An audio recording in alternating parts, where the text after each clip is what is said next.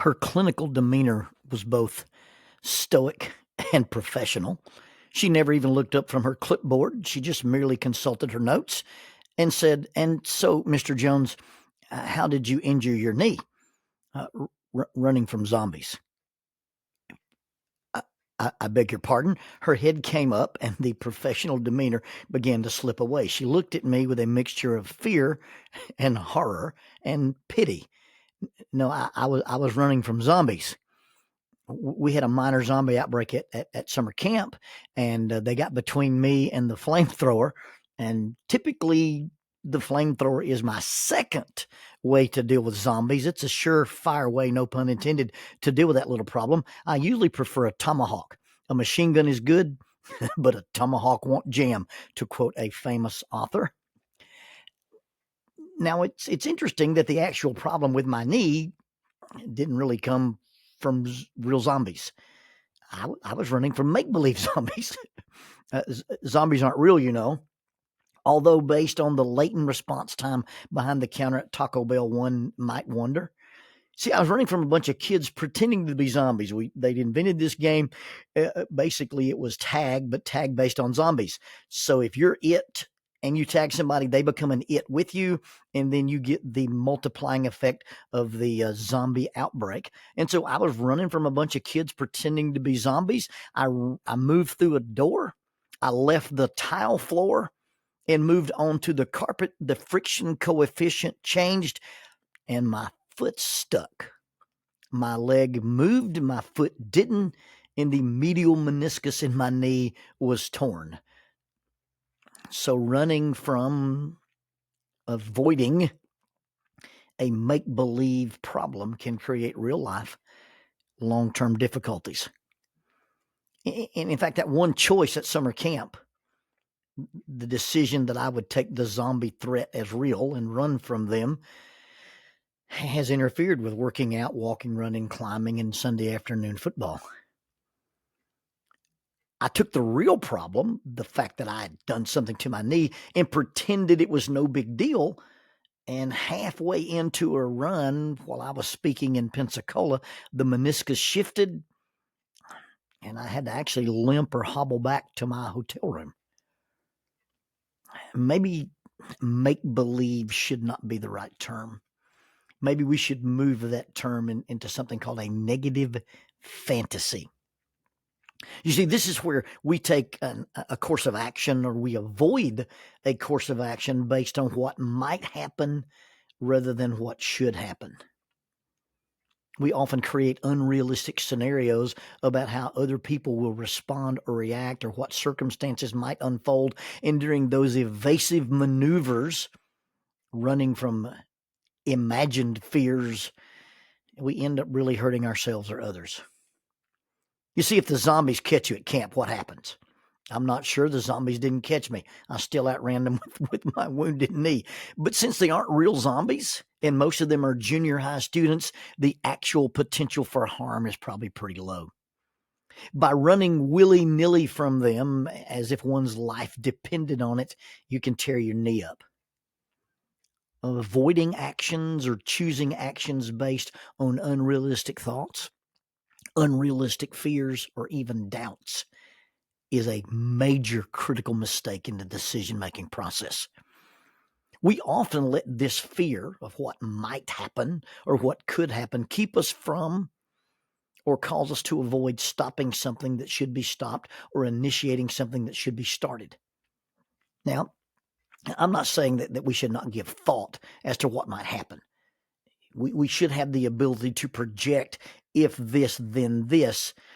But those thoughts, the if this, then this, they need to be based in realistic probabilities and realistic scenarios. The difference between is this possible and is this probable is a discussion I have with people who suffer from anxiety disorders, phobias, and particularly people struggling with OCD.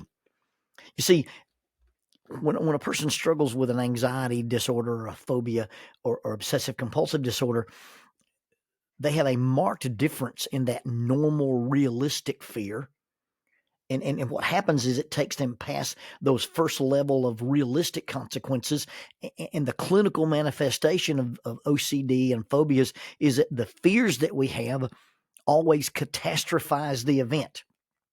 It's not just, if I do this, this will happen. If I don't do this, this will happen. If this happens, the other thing will happen. It becomes a minor consequence, spreads like a zombie apocalypse. Oh, I have to avoid germs. If I get a germ, it leads to an infection, and that infection would make me patient zero, and I spread that disease so that it becomes a pandemic, and we destroy the world. If I confront you, if I call you out on some inconsistency or ask you to change your behavior, you'll hate me. And then our friends will have to take sides. And then they will side with you, and I'll end up dying alone. Dr. Jerry Harvey, in his famous work, The Abilene Paradox, says it's not that we have problems disagreeing in America, we have problems agreeing. People who shouldn't get married get married. People who shouldn't get divorced. We have a problem speaking up and saying, hey, this isn't going to work. Hey, this is a bad idea. I don't think this is a good plan, because of the zombie fear that if I say this, these catastrophized consequences will follow up. People avoid doing things that they should do, and people don't stand up to things that shouldn't happen because they feel like, if I'm the person who speaks up, then I'll lose my job, I'll lose my friends, I won't get the promotion, we'll hurt somebody's feelings. Literally, in his discussion of the Abilene Paradox, or the zombie phenomenon, as I call it, somebody will say, hey, this couple, realizes, hey, they shouldn't get married. But if we call off the wedding, what are we going to do with all the gifts we got at the shower? We'll have to return all these gifts, and what a hassle that will be. And Aunt Martha's never flown, and if we cancel the wedding, then Aunt Martha will never be able to ride a plane again. Well, Aunt Martha flying is way different than you living in a miserable relationship that shouldn't happen in the first place.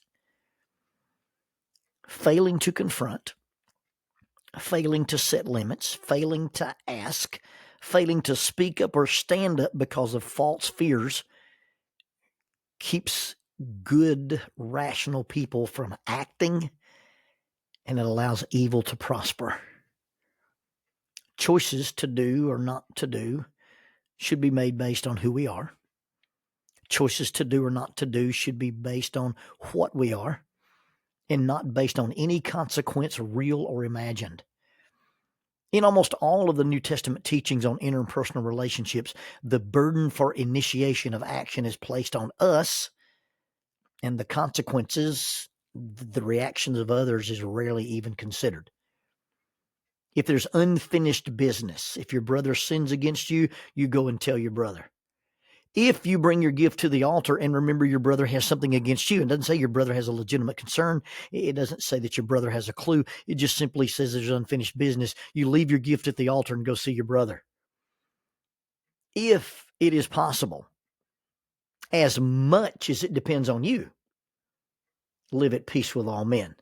See, those are pretty clear instructions that we should not let the fear of awkwardness, the fear of having to admit we were wrong, the fear of potential embarrassment, or the fear of some imagined consequence keep us from doing that which is consistent with our calling and our character.